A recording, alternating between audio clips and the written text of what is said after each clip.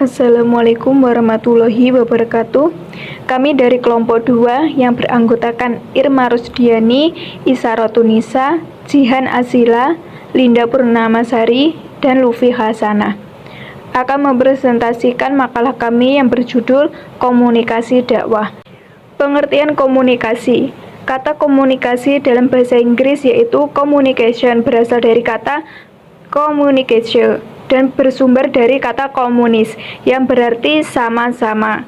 Sama di sini maksudnya adalah sama makna. Secara etimologi, komunikasi berasal dari bahasa Latin komunis yang berarti membuat kebersamaan atau membangun kebersamaan antara dua orang atau lebih.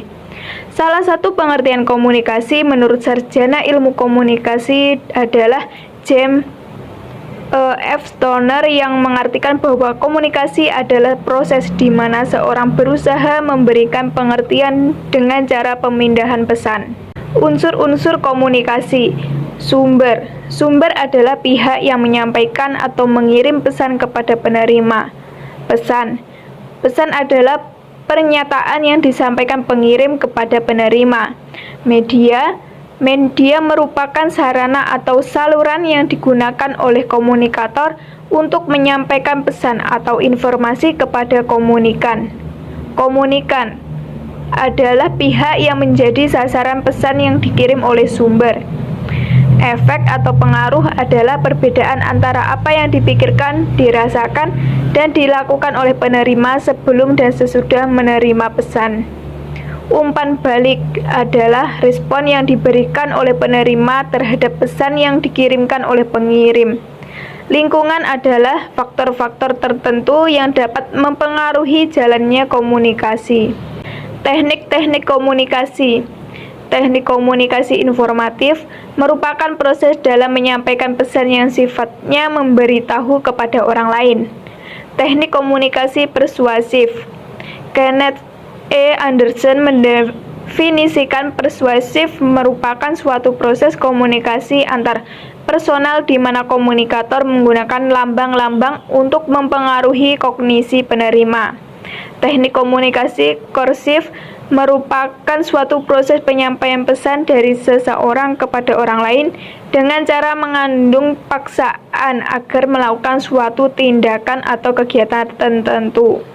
Prinsip komunikasi dakwah meliputi prinsip isi.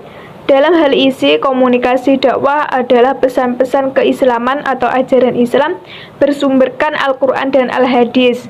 Secara garis besar, ajaran Islam meliputi ajaran tentang sistem kredo atau tata keimanan atau tata keyakinan, sistem ritus atau tata peribadatan, dan sistem norma atau tata kaidah atau tata aturan yang mengatur hubungan manusia dengan manusia lain dan hubungan manusia dengan alam lain. Prinsip cara. Pertama, bil hikmah dimaknai sebagai alasan, dalil atau Al-Quran dan Al-Hadis, argumentasi atau hujah yang dapat diterima rasio atau akal. Kedua, mau'izatul hasanah, yakni dengan ajaran, nasihat dan didikan yang baik-baik, lemah lembut, dapat menyentuh akal dan hati atau perasaan, dan mudah dipahami.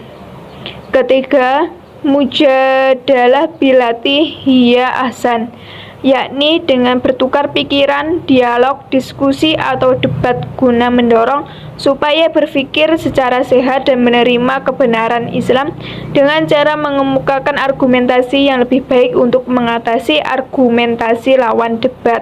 Yang ketiga, gaya bicara atau kaulan.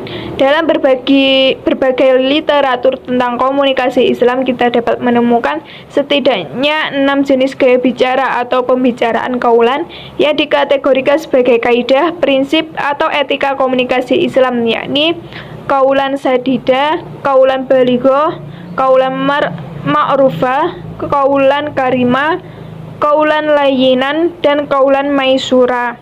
Sekian presentasi dari kelompok kami. Wassalamualaikum warahmatullahi wabarakatuh.